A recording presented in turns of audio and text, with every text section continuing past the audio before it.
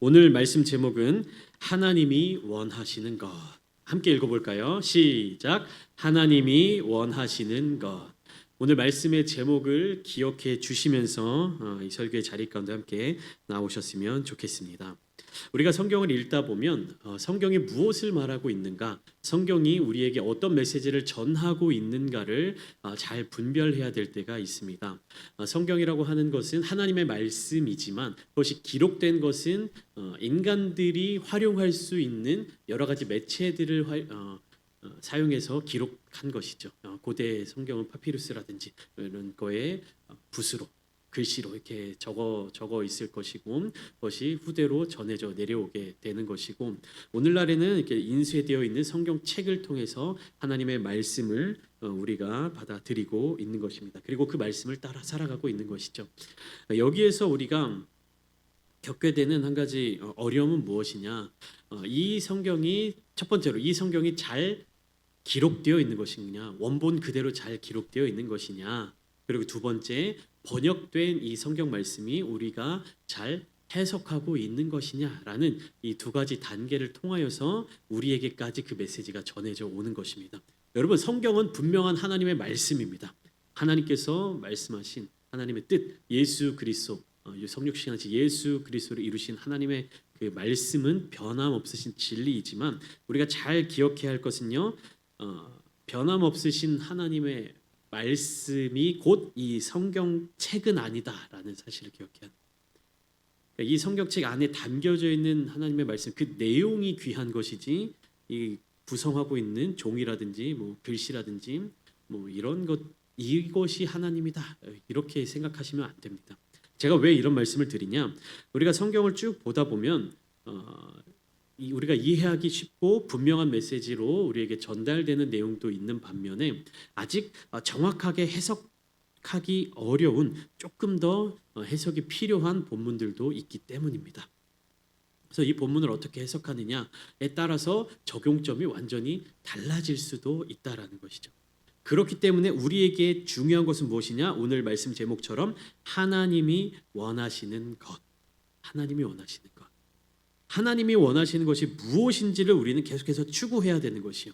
우리가 성경을 연구할 때, 우리가 강해설교라고 해서 말씀을 계속해서 분석하고 절별로 하나하나 나눌 때 이것을 내가 얼마나 잘 이해했는지, 내가 남들이 모르는 어떤 통찰력을 가졌는지, 내가 어떤 지식적인 부분이 많이 쌓였는지를 자랑하는 것이 아니라 무엇입니까? 이 안에 담겨져 있는 하나님의 마음이 무엇인지, 하나님의 뜻이 무엇인지, 그래서 내가 어떠한 삶을 살아야 하는지를 적용해야만 하는 것입니다.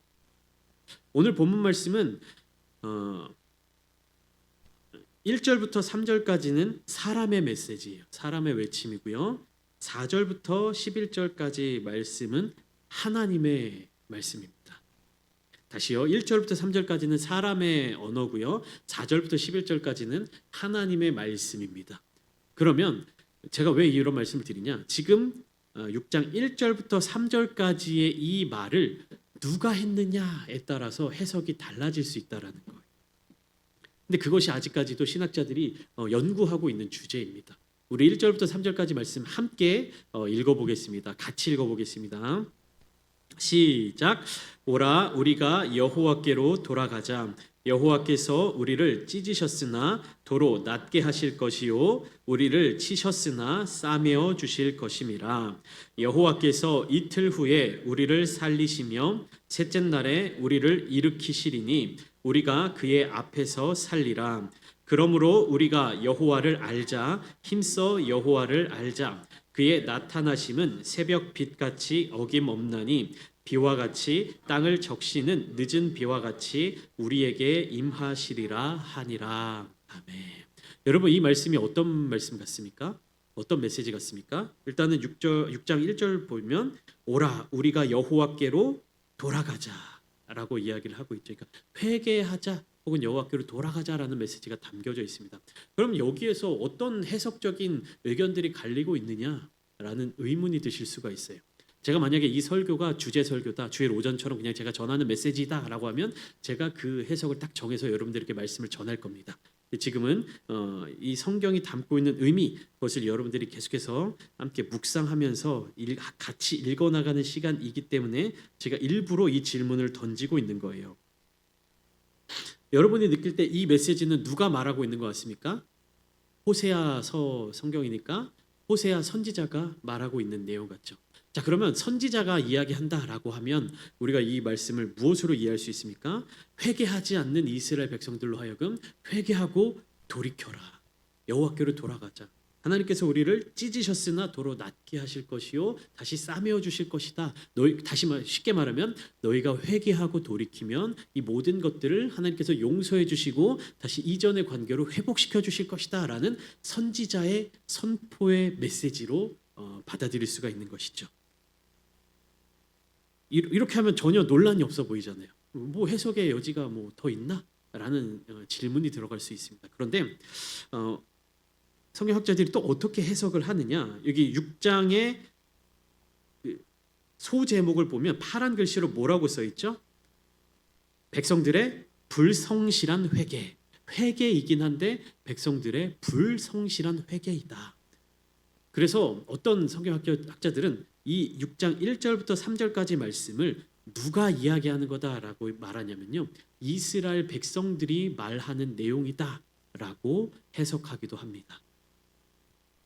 자, 선지자가 선포하는 내용일 때는 너희가 죄에서 돌이켜라 그러면 하나님께서 너희 죄를 용서해 주실 것이다 라는 분명한 메시지로 받아들여질 수 있지만 백성들이 하는 얘기다. 죄악에 빠져 있는 지금 죄에 머물러 있는 이스라엘 자손들이 하는 메시지다 라고 생각하면 어떻게 또 해석할 수 있냐면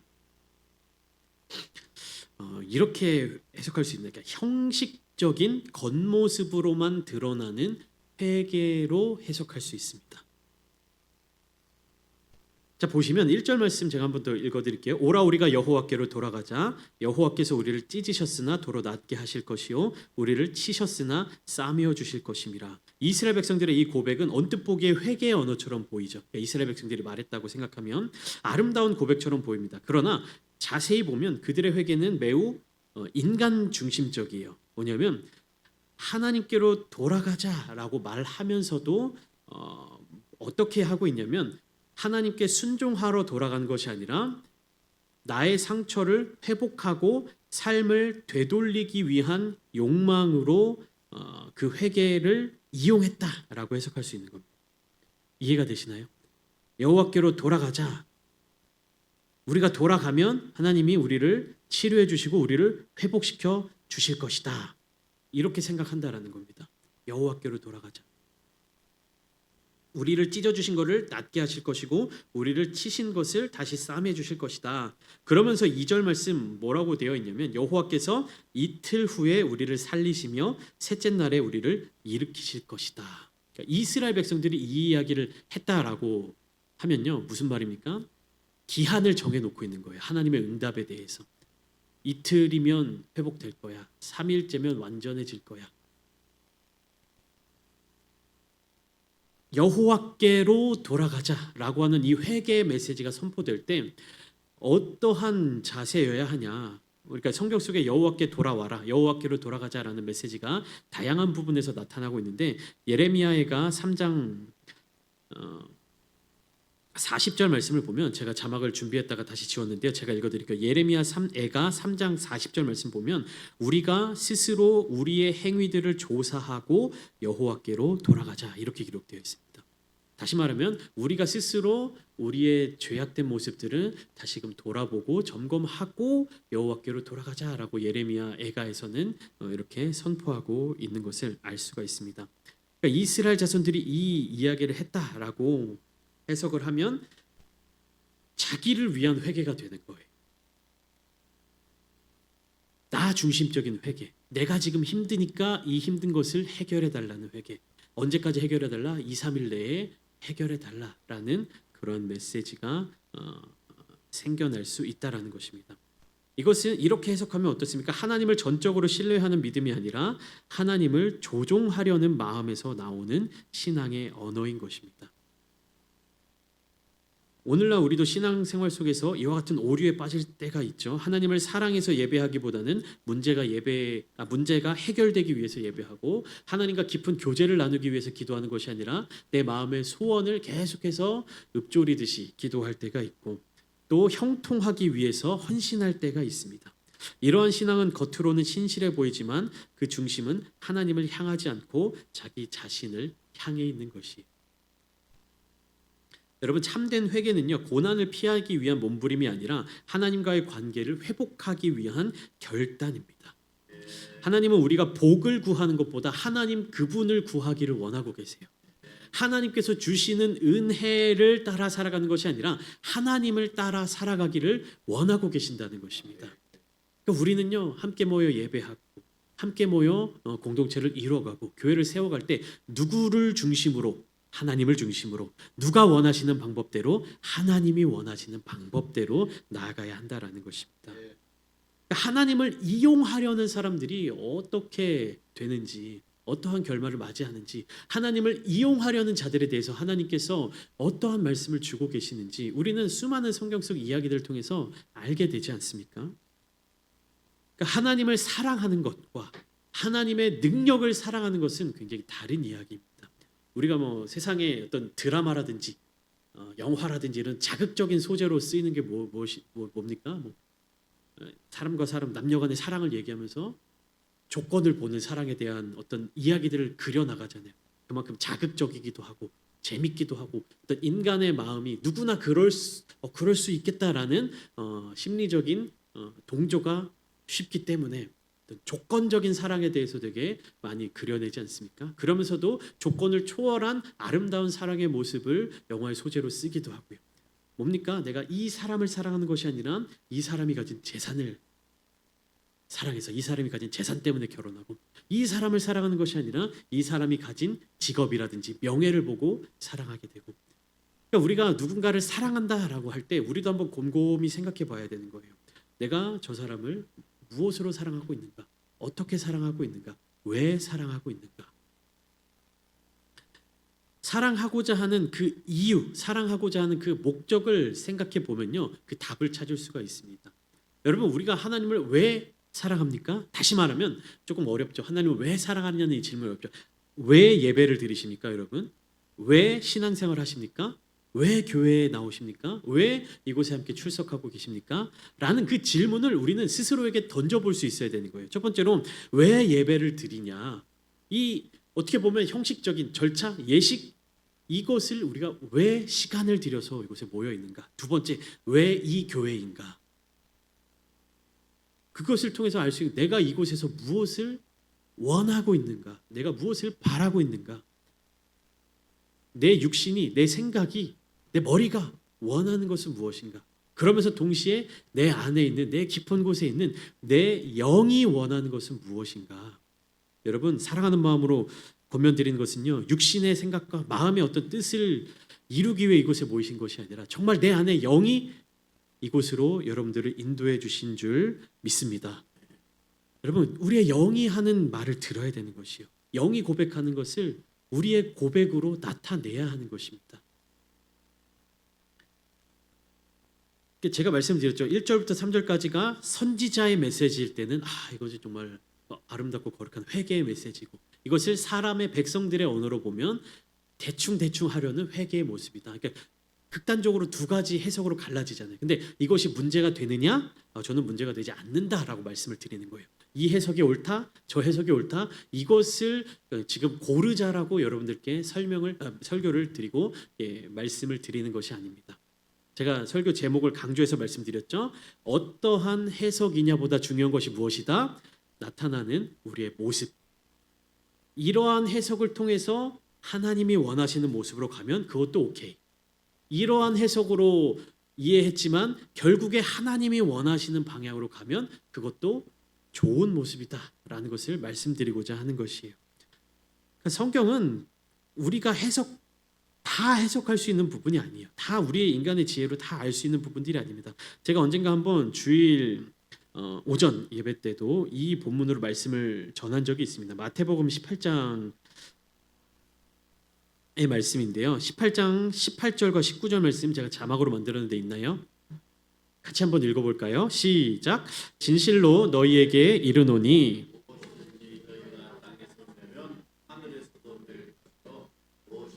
땅에서도 풀면 하늘에서도 풀리리라. 진실로 다시 너희에게 이르노니 중에 두 사람이 땅에서 합심하여 무엇이든지 구하면 하늘에 계신 내 아버지께서 그들을 위하여 이루게 하시리라. 아멘. 여러분, 제가 설교 때도 한번 말씀드렸지만 이 본문이요, 18절 한 번만 다시 19절 한번 그냥 띄워주세요. 이 본문이 중보기도에 대한 내용이 아니라고 말씀을 드렸어요. 중보기도의 능력에 대하여 주님께서 말씀하신 내용이 아니다라고 제가 설교 때 말씀드린 적이 있습니다. 이것은 그러면 무슨 얘기냐? 교회 안에 치리에 관한 이야기예요. 교회 안에 징계와 법에 대한 이야기입니다. 15절 마태복음 18장 15절부터 20절까지 말씀을 보면 형제가 죄를 범하였을 때 어떻게 할 것인가에 대한 내용을 예수님께서 말씀하고 계시는 거예요. 내 형제가 죄를 범하였으면, 잘못한 것이 있으면 내가 먼저 1대1로 만나서, 다른 사람들에게 소문나지 않게끔 1대1로 만나서 그 죄를 권면하고 돌이키도록 이야기해라. 근데 그 형제가 말을 듣지 않으면 한두 사람을 더 데리고 가서 두세 증인의 입으로 확증하게 하여서 회개하고 돌이키게 해라. 그래도 말을 듣지 않으면 교회의 치리를 받도록 해라. 이렇게 예수님께서 명령하시는 본문이에요.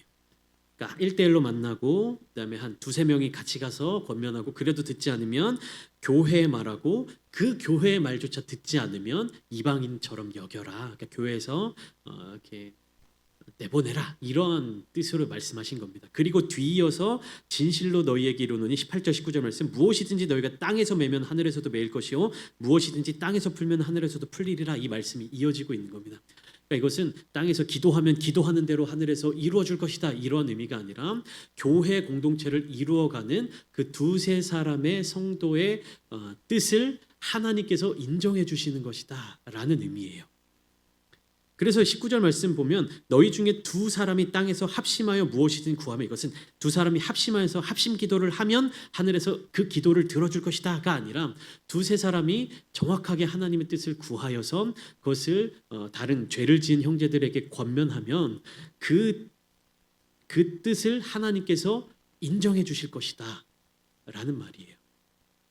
이게 정확한 해석입니다. 그런데 이 정확한 해석을 건너뛰고 이 본문을 가지고 제가 말씀을 전하면서, 여러분, 두 사람이 땅에서 합심하면 하늘에서 하나님이 이루어 주신다고 합니다. 두 사람 모여서 열심히 기도하십시오. 합심하여 기도하십시오. 이렇게 말씀을 전하면 어떻습니까? 잘못된 설교입니까? 여러분들이 이 설교를 들으시면 어떻게 하실 겁니까? 두세 사람이라도 함께 모여서 열심히 기도하시지 않겠습니까? 해석이 조금 잘못하더라도 그 적용이 어떻습니까? 기도하는 성도로 만들어지는 거잖아요. 그러니까 이 성경을 어떻게 해석하니까, 잘못 해석하는 것을 경계하는 이유가 뭐냐면 잘못 적용하게 되니까. 그러니까 바르게 알아야 바르게 적용하니까. 근데 이 마태복음 18장의 말씀으로 여러분 중보기도 하세요. 합심기도 하세요. 함께 모여서 기도하세요. 두세 사람이라도 낭망하지 말고 힘써서 기도하세요 라고 메시지를 전하면 어떻습니까?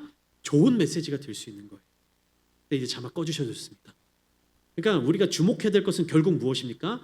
정확한 해석보다도 하나님이 원하시는 삶의 모습을 갖추어 가야 한다는 겁니다. 그러니까 지식으로 충만해지는 삶을, 신앙생활을 하는 것이 아니라 하나님을 향한 간절한 마음을 품고 나아가야 한다는 거예요. 그래서 오늘 본문으로 오면 이 본문이 어떻게 해석되어지든지 간에 중요한 것은 무엇이냐? 하나님이 무엇을 원하시는가? 하나님이 무엇을 원하시는가? 그것을 우리가 주목해야 되는 거예요. 6절 말씀입니다. 나는 인애를 원하고 제사를 원하지 아니하며 번제보다 하나님을 아는 것을 원하노라. 하나님이 원하시는, 여러분, 간절한 회개도, 형식적인 회개도, 누가 무엇을 이야기하든 우리가 택해야 되는 우리의 삶의 방향성은 무엇입니까? 인애를 원하는, 겉으로 들어지는 형식적인 제사만을 집중하는 것이 아니라 인애, 하나님과의 깊은 관계, 하나님의 마음을 함께 나눌 수 있는 사람이 되어야 하는 것이에요. 번제, 그 형식적인 제사만 철저하게 드리는 것보다 하나님을 아는 것을 구하는 성도들이 되어야 할 줄 믿습니다. 그것이 하나님께서 원하시는 것이에요. 그러니까 하나님은 이스라엘 자손들을 보면서 계속해서 탄식하신 거예요. 왜 그러냐? 겉모습은 경건해 보이고 제사의 형식과 번제의 모습은 따라가지만 그 안에 하나님을 알고자 하는, 하나님과 함께 하고자 하는, 오늘 오전에 나눈 것처럼 하나님과 동행하고자 하는 그런 태도가 보이지 않기 때문입니다. 그들의 마음, 그들의 인애, 그들의 사랑은 잠깐 보이다가 금방 사라져 버려요. 감정적인 열정은 있었지만 지속적인 헌신과 순종은 없었다라는 것입니다. 왜냐? 그들은 하나님과의 관계 혹은 하나님께 대한 신앙을 거래적인 요소로 생각했기 때문입니다.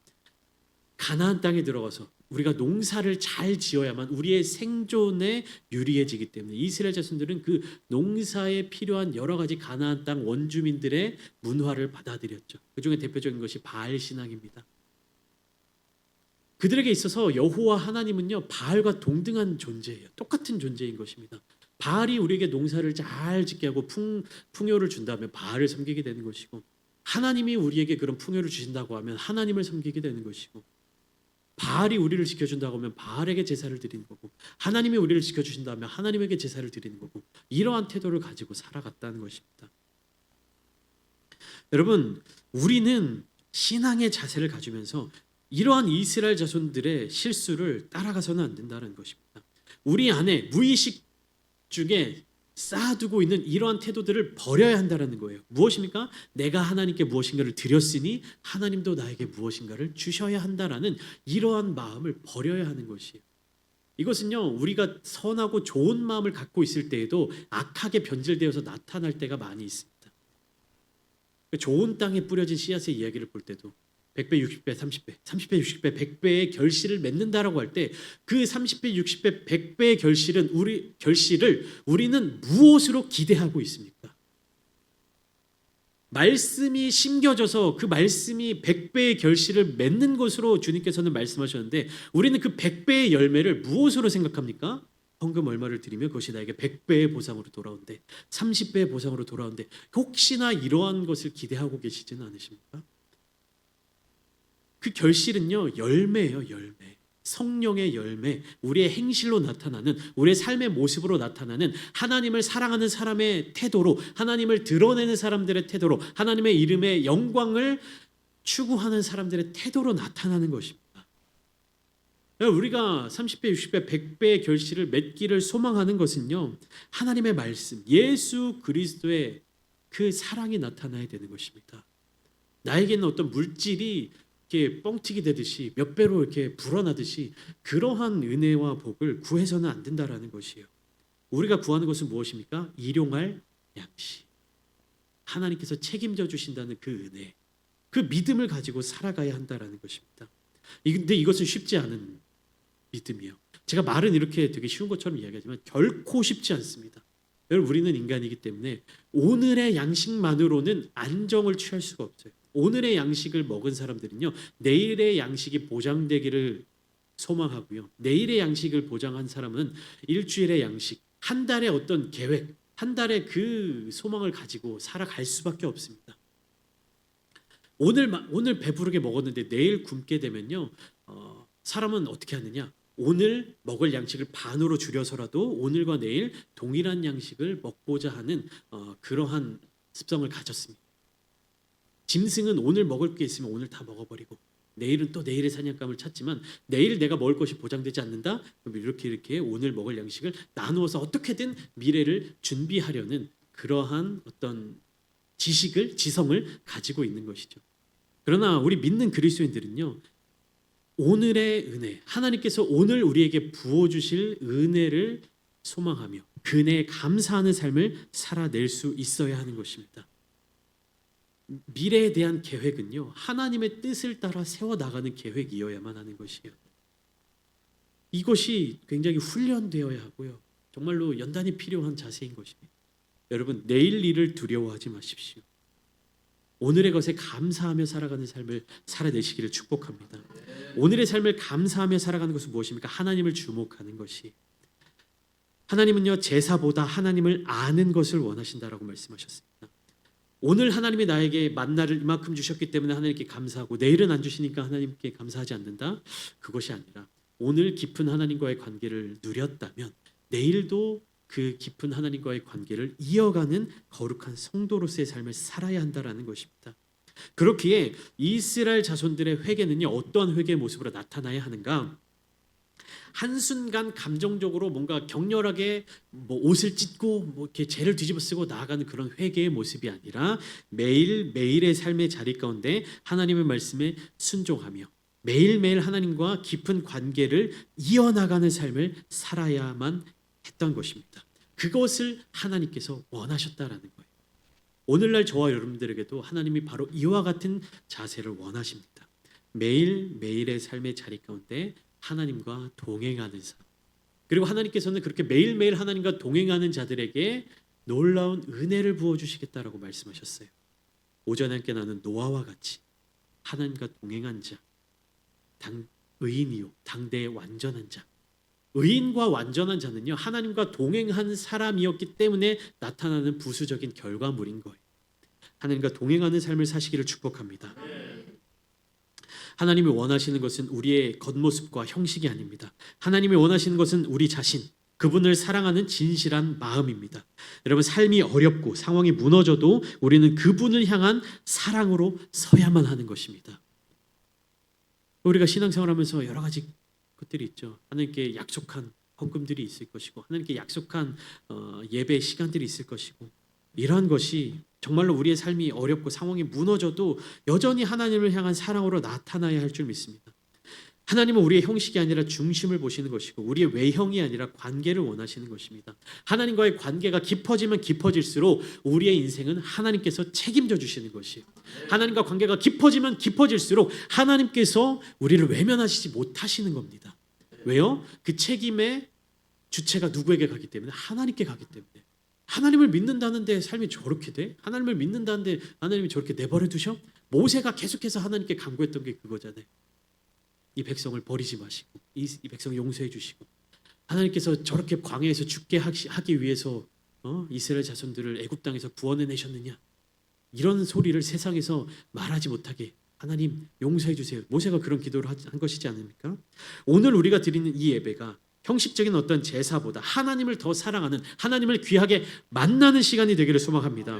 형식보다 인내로 드려지는 예배, 지식보다 하나님을 아는 관계의 예배가 되기를 소망합니다. 그리함을 통해서 하나님께서 책임져 주시는 거룩한 삶을 살아내시는 저와 여러분들이 다 되시기를 주님의 이름으로 축원합니다.